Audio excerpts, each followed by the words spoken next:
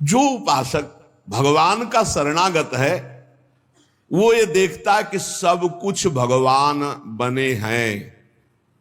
बहुत ध्यान से सुनना, बिल्कुल सत्य बात, सब कुछ भगवान बने हैं। अभ्यास करो इस बात का, जो जो दिखाई दे भावना करो भगवान बने। ये पंखा पहले नहीं था, बाद में भी नहीं रहेगा। बीच में जो दिखाई दे रहा है ये रूप भले ना हो, लेकिन ये है भगवान ही, भगवान ही बने हैं सब रूपों में भगवान। तभी तो प्रहलाद जी ने कहा खंबे में भी भगवान, तो नरसिंह भगवान प्रकट हो गए। ये तुमको धारणा बनानी होगी। पहले तुमने गलत धारणा बना ली है स्त्री पुरुष संसार की, तो इतनी जोर से बैठ गई कि हट नहीं रही, भगवान नहीं। कल एक प्रश्नकर्ता ने प्रश्न किया कि जो जगत सत्य प्रतीत हो रहा है, परमात्मा तो कहीं दिखाई नहीं दे रहा है, आप कह रहे हो परमात्मा सत्य है, तो ये क्यों मुझे नहीं दिखाई दे रहा? तुम कहा तुम स्वाप्निक पुरुष हो, तुम्हें कैसे दिखाई दे? जगे हुए पुरुष को दिखाई देगा। जय जाने जग जाए हेराई, अभी तुम स्वाप्निक पुरुष हो, त्रिगुण माया की मोह निद्रा में सो रहे, तो तुम्हें स्त्री पुरुष जड़ चेतन दिखाई दे रहा है। जगो, यही जगा रहा है, ये जो सत्संग है ये आपको जगा रहा है। पहले ये धारणा करो सब कुछ भगवान बने हुए हैं, जो हो रहा है वो भगवान का खेल हो रहा है, सृजन पालन संहार। इस प्रकार की पहले धारणा हृदय में बद्ध करो, इतनी बद्धमूल हो जाए कि भयावह से भयावह परिस्थिति में तुम्हें दिखाई दे कि भगवान है। पक्का मुझे दिखाई भले नहीं दे रहे, लेकिन भगवान है, शास्त्र कहता है, सदगुरु कहते हैं, आचार्य कहते हैं। प्रतिकूल से प्रतिकूल परिस्थिति में तुम्हें भगवदानंद की अनुभूति होगी। प्रतिकूलता में द्वेष नहीं होगा, अनुकूलता में राग नहीं होगा। प्रतिकूलता अनुकूलता दोनों में भगवान की कृपा विधान लीला दिखाई देगी। भगवान की लीला दृष्टि आते ही तुम्हारे चित्त में अपार आनंद, अपार शांति होगी। शांति आने में सुख में डूब जाओगे। पहले धारणा करो सब कुछ भगवान बने हुए, पक्का। सर्वम खलमिदम ब्रह्म ने नानास्ति किंचन, ईशावास्यमिदम सर्वम यत् किंचे जगत्याम जगत, कोई कण ऐसा नहीं जहां भगवान ना हो। ये परम सत्य है। हम लोगों ने मिथ्या को सत्य मानकर धारणा बना ली, तो वैसे दिखाई दे रहा है। जाकी रही भावना जैसी, प्रभु मूर्ति देखी तिन तैसी। सब प्रभु हैं, हमारी जैसी जैसी धारणा वैसी हमें दिखाई दे रहा है। जगत में विषयों में किंचन मात्र सुख नहीं है, पर हमारी धारणा बन गई कि सुख है, तो हमें सुखानुभूति हो रही।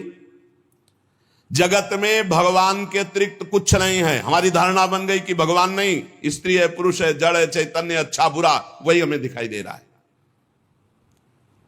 हमने तो असत्य में कल्पना करके सत्यत्व भाव कर लिया, तो मुझे वही दिखाई दे रहा है। अब तुम्हें सुधारना होगा, तुम्हारा ही धारणा बदलनी है, तुम्हें धारणा अपनी बदलनी है। सब कुछ भगवान है, सब में भगवान है, सब भगवान की लीला हो रही। सतोगुणी रजोगुणी तमोगुणी, सृजन पालन संहार। इसलिए सत्य धारणा करने से तुम्हें सत्य का दर्शन होने लगेगा। असत धारणा की, गीता जी कह रहे ना सतो विद्यते भाव ना भाव विद्यते सता। असत की सत्ता ही नहीं, तुम्हें सत्ता दिखाई दे रही, क्यों? धारणा कर ली। ये आदमी दुष्ट है, इसके पहले हमारे दिमाग का चश्मा दुष्ट होता है। पहले हमारे दिमाग में भगवान आते हैं, ये भगवान, तो इसमें भगवान दिखाई देने लगे। हमारी धारणा बदलनी है, हमारा चिंतन बदलना है। इसलिए महापुरुषों ने कहा बुरा जो देखन में चला, बुरा न मिलिया कोई, जो दिल खोजू आपनो तो हमसे बुरा ना हो। क्योंकि पहले हम बुराई अपने में लाते हैं, तब हम बुराई देख पाते हैं। विपरीत धारणा हमने कर ली सत्य भगवान में, असत संसार की, तो वही हमें दिखाई दे रहा है। देखो भगवान कह रहे हैं यो माम पश्यति सर्वत्र सर्वम च मयि पश्यति तस्याहम न प्रणश्यामि सच में न प्रणश्यति। छुपा छुपी का खेल खेल रहे, ढूंढ लो, वो बता भी रहे मैं कहां छुपा हूं। यो माम पश्यति सर्वत्र, सब में छुपा हूं, सब मेरे में है, मैं सब में हूं, खोज लो, जीवन मुक्त हो जाओगे, इनाम मिलेगा इस खेल का। ढूंढो, इसमें भी भगवान, इसमें भी भगवान, पक्का इसमें भी भगवान, मानना पड़े। यो माम पश्यति सर्वत्र, सर्व में भगवान को देखो और भगवान में सर्व को देखो। इतने विराट हैं कि सब भगवान में वास कर रहे हैं, इतने सूक्ष्म है कि सब में भगवान वास कर रहे हैं। उसका फल क्या होगा? तस्याहम न प्रणश्यामी सच में न प्रणश्यति, न वो मेरी दृष्टि से ओझल होगा न मैं उसकी दृष्टि से ओझल होऊंगा, हर समय भगवान उसकी दृष्टि में बने रहेंगे। अतएव साधक की परिपक्व साधना का स्वरूप है सब घटनाओं में, सब व्यक्तियों में, सब वस्तुओं में भगवान को देखना। फिर अनुकूलता, प्रतिकूलता, मान अपमान, निंदा, स्तुति वाली दृष्टि ही नहीं रहेगी। सच्ची मानिए, सच्ची साधना का आरंभ होते ही राग द्वेष नष्ट होने लगते हैं। इसका पता लगाओ अपने हृदय में कि राग द्वेष नष्ट हो रहा है कि नहीं, अनुकूलता प्रतिकूलता का कितना प्रभाव पड़ रहा है। यह पता लगाना चाहिए साधक को, कितने अंश में राग द्वेष कम हुआ है, घट रहा है या बढ़ रहा है। साधक अपने मन की स्थिति के अनुसार ठीक ठीक देख सकता है। बड़े से बड़ा सुख आने पर साधक के हृदय में हर्ष नहीं होना चाहिए, अनुकूलता, मान, सुख, और बड़े से बड़ा दुख, प्रतिकूलता, अपमान होने पर क्षोभ नहीं होना चाहिए। अकस्मात आपको सूचना मिलती भारी आपका मंगल होने वाला, कोई ऐसी घटना, आपकी मुस्कुराहट में कोई फर्क ना पड़े, आप साधु हो, आप साधक हो, भारी से भारी विपत्ति की सूचना मिलने पर आपके चित्त में क्षोभ, हलचल नहीं होनी चाहिए। क्यों? भगवान का संहारात्मक खेल हो रहा है। बड़े लीला बिहारी अपने परिवार को अपने सामने कटते हुए बाएं जंघा पर दायां पैर चढ़ाए हुए आराम मुद्रा में पीपल के पेड़ के नीचे बैठे, सामने पूरा परिवार कट रहा है, एक दूसरे को काट रहे हैं यदुवंशियों। जब पूरा संहार हो गया तब भगवान अपने भी चरण में बाण मरवा कर फिर अंतर ध्यान हो। समझो, भक्त अपने प्रभु की संहार की भयंकर लीला में भी वो आनंदित रहता है। कोई भी क्षोभ हृदय में घटना न दे पावे, चाहे वो अनुकूल हो या प्रतिकूल हो। बड़े से बड़ा दुख प्राप्त होने पर साधक के हृदय में उद्वेग नहीं आना चाहिए। ज्यों का त्यों शांत चित्त प्रफुल्लित रहे।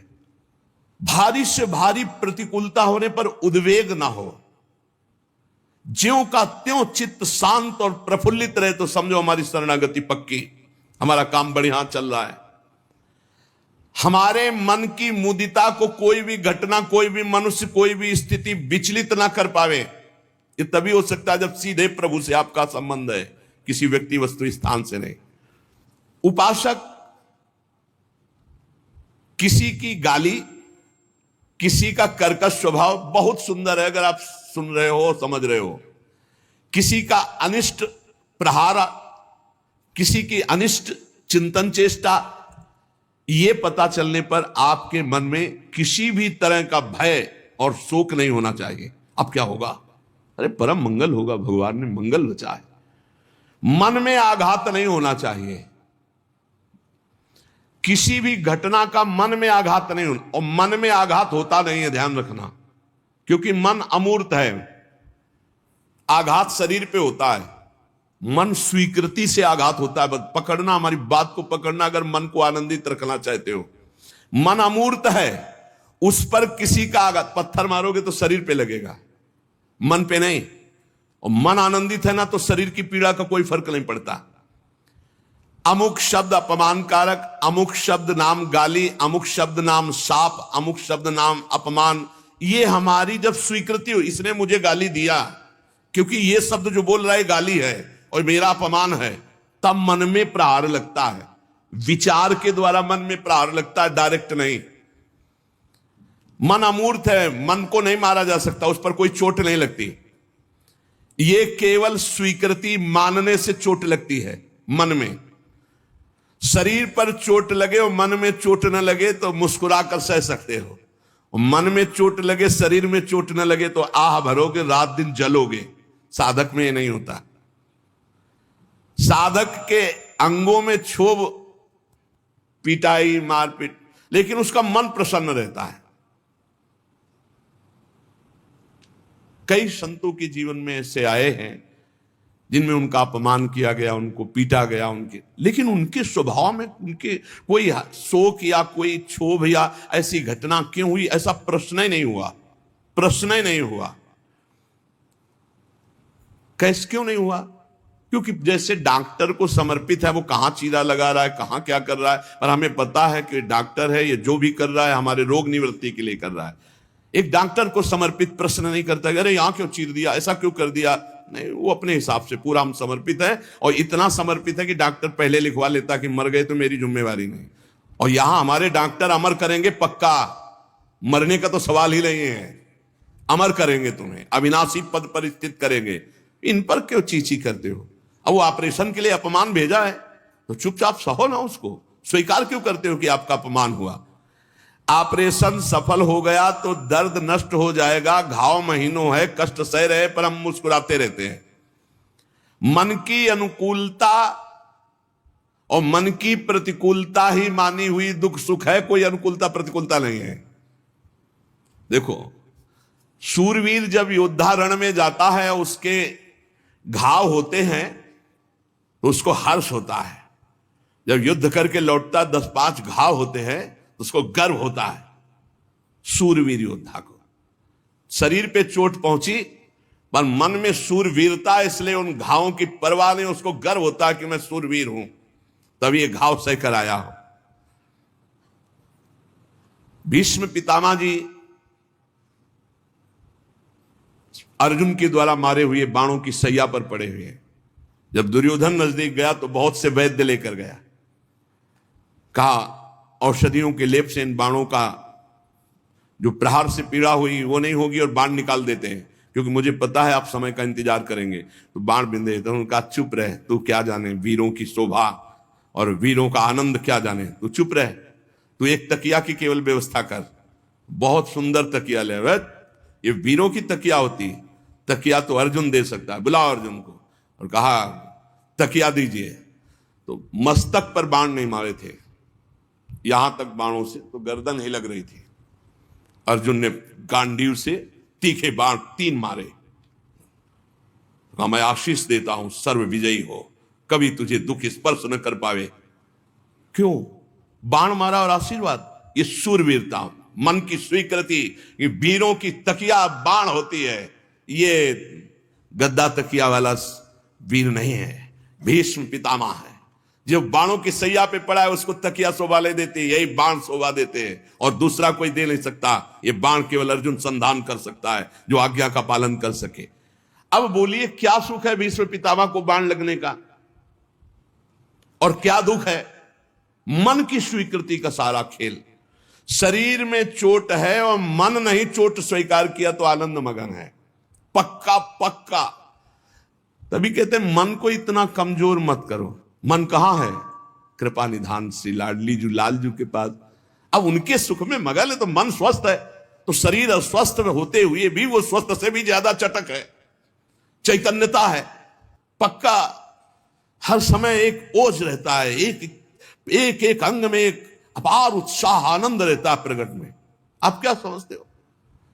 मन का सारा खेल है। जैसे बिल्कुल समझना, सामने वाला विदेशी भाषा में गाली दे रहा है, हमें गाली दे रहा है। कई ऐसी हमारे देश की भाषाएं जो हमको ज्ञान नहीं है, अब वो हमको हमारी भाषा में खूब गाली दे, हमारी भाषा में, तो हमारा मन स्वीकार करे ये गाली दे रहा है, लेकिन अपनी भाषा में गाली दे हमको, और हमें पता नहीं क्या कर रहा है। गाली दे रहा है यद्यपि, पर मन स्वीकार नहीं कर रहा, क्योंकि जान ही नहीं रहा गाली दे रहा, तो कोई परेशानी नहीं है। परेशानी स्वीकृति से, जहां हमारी भाषा में गाली दी, हमारे समझ में आया इसे गाली कहते हैं, बस वो हमारे मन दुखी हो गया, ये हमें गाली दे रहा है। सारा खेल मन की स्वीकृति का है। अतएव अस्वीकार करना ही दुख से बचना है। अस्वीकृति, संसार के मान की, अपमान की, निंदा की, स्तुति की अस्वीकृति। कैसे? जिसके पास जो चीज है वो देता है, हमारा मन आया लिया, हमारा मन आया नहीं लिया। हम प्रभु को जब समर्पित हैं, बहुत ध्यान देने, तो प्रभु कैसा बर्ताव करवा रहे हैं, वो बरते जैसा चाहे हमें। बड़ी मस्ती का विषय है ये बाबा गिरी। भगवत मार्ग चाहे गृहस्थी में, चाहे बड़ी मस्ती का विषय है। हम भगवान के भक्त होकर के भगवान के आनंद की आशिकी में, और हमको मान अपमान लाभ हानि चिंता सुख, इसका मतलब है अभी रंग नहीं चढ़ा। अतएव हमको भगवान के हर विधान में राजी रहना है। हमारे हृदय में जब सबके प्रति भगवत भाव आ जाता है तो कहीं भी हमें आनंद की कमी नहीं लगती। विष्णु पुराण में एक कथा आती है, हिरण्यकश्यपु बहुत से उपाय करके हार गया, तो संडामर्क को बुलाया।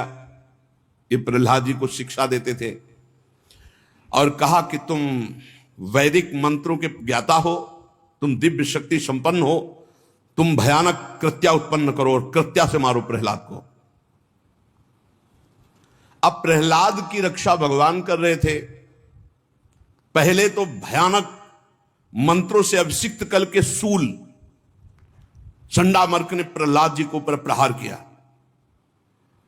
वो शूल भगवान का एक स्वभाव है, शरणागत भक्त के कहीं भी किसी भी तरह के कष्ट को वो अपने ऊपर सीधे लेते हैं। ये भगवान का एक स्वभाव। जब रावण ने क्रोधित होकर के बहुत ही विषम ऐसी शक्ति संधान करके शूल मारा कि विभीषण निश्चित पधार जाते, तो तुरंत विभीषण पाछे मेला, सन्मुख राम सहयो सोई, पूरी अपनी छाती पर वो वार सहा भगवान ने। तो देखा प्रहलाद जी ने कि भगवान श्रीहरि सामने, और शूल भगवान श्रीहरि के अंग का भेदन तो कर ही नहीं सकता, नष्ट हो गया। और ये किसी ने नहीं देखा, ये केवल प्रहलाद जी ने देखा कि भगवान श्रीहरि सामने, कहीं खरोच भी नहीं आई। हिरण्यकश्यप की प्रेरणा से भयानक कृत्या का अविचार उत्पन्न किया। बहुत भयानक होता है ये, जिसे गांव में मूठ कहते हैं और शास्त्रीय भाषा में अविचार प्रयोग कहते हैं, मारण अविचार। ये अमोघ होता है, पक्का मरेगा मरेगा। अगर वो नहीं मरा तो तीन में कोई ना कोई मरेगा, या तो जिसके ऊपर भेजा गया वो मरे, या अगर वहां कोई पावर हुआ और उसने वापस किया तो जिन्होंने पैदा किया मंत्रवेत्ता वो मरेंगे, ब्रह्म ऋषि, और या फिर जिसने करवाया है। तीन में एक मरेगा, पक्का मरेगा। अगर वो विचार का प्रयोग हो गया तो बचेगा नहीं। ये शास्त्रीय सिद्धांत है। अब जो ही अविचार का प्रयोग, मारण का प्रयोग प्रहलाद जी के ऊपर मंत्रों का कृत्या का किया गया, तो वहां तो भगवान श्री हरि सामने खड़े, प्रहलाद जी के सामने ही रहते थे। वही तो जिसको आंख मिल गई वही देख पाता है भगवान को। अब वो तुरंत कृत्या वापस हुई और उसने जाके संडामर्क जी को वही उठा के पटक दिया और नष्ट कर दिया, मार दिया। संडामर्क जी का मरण पूरा फैल गया कि कृत्या ने संडामर्क को मार डाला। अब वो पुरोहित पुत्र हैं, गुरु स्वरूप हैं। प्रहलाद जी नजदीक गए और उनके चरणों के पास बैठकर चरण सहलाते हुए कहा, हे हरि, मैंने संपूर्ण सृष्टि में आपको देखा है, अगर आपके सिवा मैंने और किसी को नहीं देखा तो इस मेरी दृष्टि के प्रभाव से मेरे गुरुदेव के पुत्र जीवित हो जाए। संडामर्क जी तत्काल उठकर बैठ गए। प्रहलाद जी भगवान के सिवा किसी को नहीं देखा और सब में भगवान को देखा। वही कह रहे, भगवान के सिवा किसी को नहीं देखा तो इस सिद्ध सत्य के प्रभाव से ये जीवित हो जाते। उसी समय संडामर्क जी जीवित हो गए। जब उनको पता चला कि मेरे जीवन दान देने वाले प्रहलाद जी तो चरणों में गिर गए कि मैंने तो आपके लिए शूल प्रकट किया, कृत्या प्रकट की, आप वहां भी भगवान का दर्शन प्रहलाद जी कर रहे हैं। सांप से डसवाए गए, हाथी के पैरों से कुचलाए गए, शस्त्रों से मारा गया, पर प्रहलाद जी को कभी भी कोई चोट नहीं लगी, खरोच नहीं लगी। क्यों? क्योंकि सब में श्री हरि को देख रहे थे, सब में भगवान को देख रहे थे। क्रूर से क्रूर व्यक्ति में भी भगवान शांत स्वरूप बैठे हुए हैं। भक्त संत जो वासुदेवा सर्वमित समात्मा सुदुर्लभा, वो सब में श्री भगवान को देखता है। जब सब में देखता है तो दृष्टि आ गई ना, तो अपने में भी वही भगवान को देखता है। अब ना मैं रह गया ना तू रह गया, वो भगवान। ये बहुत दिव्य स्थिति है, ये बिना आए काम बनेगा नहीं। कोई भी हो, सबके हृदय में इसी स्थिति के आगे प्रेम प्रवाह होता है। जब हम किसी को देखते हैं कि ये बड़ा राक्षस है, तो हमारे दिमाग में पहले राक्षस आता है, हमारे दिमाग में धारणा बनती है, तब हम उसको देखते हैं राक्षस। ऐसे हम जब किसी को देखते हैं कि तो भगवान का साक्षात, तो हमारे दिमाग में पहले भाव आता है भगवान का। हमको अपने दिमाग को ठीक करना है, हमें अपनी मानसिकता ठीक करनी, यही साधना है। एक संत भगवान की सेवा में एक साधक रहते थे, तो उनका महाराज जी बहुत दिन हो गए हम गुरु मंत्र लेना चाहते और हमें कोई चमत्कार अंदर से अनुभव में नहीं हो रहा आपकी सेवा में। तो उनका भाई अगर चमत्कार की बात है तो फिर तुम्हें कसौटी में लेना पड़ेगा हमें। बोले महाराज हम तो आपकी सेवा में हैं। बोले गंगा स्नान करके आओ, हम मंत्र देते हैं, लेकिन क्रोध नहीं आना चाहिए तुम्हारे अंदर। अगर क्रोध आया तो अहंकार है, अहंकार है तो शरणागति नहीं, शरणागति नहीं तो चमत्कार कैसे प्रकट होगा। बोले बिल्कुल महाराज। बोले हम आपको दीक्षा देंगे फिर आपका। वो गंगा स्नान करने गए तो एक सोहनी लगाने वाली, कूड़ा करकट समेटने वाली माई आया करती थी। उस माई से कहा ये नहा के आएगा, पूरा का पूरा कूड़ा दोना पतल सब उसके ऊपर डाल दो, जो गांव से भी लाती हो और जो यहां से भी है, जो आज्ञा महाराज। अब वो झाड़ू लिए माई इंतजार कर, जो ही गंगा नहा के बड़े उत्साह से आ रहे थे, गुरु जी की सेवा में जाएंगे, मंत्र मिलेगा और चमत्कार प्रकट होगा। तो पूरा ऐसे डाल दिया। बस तुझे समझ में नहीं आता गंगा स्नान करके आ रहे हो क्या क्या। वो तो महाराज ने कहा था कि कुछ भी कहे बुरा मत मानना, चले जाओ। नजदीक आए महाराज, गंगा स्नान करके आ रहे तो स्नेह साथ क्या बोला आपने? बोले गुस्सा आ गया। ऐसा नहीं, अभी चलो, अभी एक साल नहीं, एक साल के बाद फिर जाओ आज गंगा स्नान। फिर उसको कहा जो गांव की सोनी लगा के कूड़ा करकट सब अब डालना, जो ही ऊपर डाला। इस बार गाली गलौज तो नहीं किया, भाव टेढ़ी की और कहा तुम्हें समझ में नहीं आता, हम ही मिले तुमको ऐसा करने के लिए, मतलब बुरा लगा। गए, कहा भाई कैसा? बोले गुरुजी हृदय तो जला और गालियां तो नहीं दी पर बुरा लगा। बोले अभी एक साल है और साधन करो, साधन करो। अगली बार जब तो बिल्कुल सावधान थे, कुछ भी हो कुछ भी, बिल्कुल अंदर बुरा नहीं लगना चाहिए, नहीं गुरु कृपा नहीं होगी। वो फिर ऐसे पूरी ने उनका धन्य है माता, आपकी कृपा धन्य है, आप ऐसे रोज कृपा करा करो, हम आपके चरणों की वंदना करते हैं। मुस्कुराए, गए। गुरुजी ने कहा कैसा रहा? बोले बहुत कृपा रही गुरुजी, हमने चरण वंदना की और बिल्कुल गुस्सा नहीं आया, बिल्कुल अहम समर्पित। तब उन्होंने मंत्र दान, अहंकार समर्पित हो जाए, दिव्यता तो अपने आप घेर लेगी।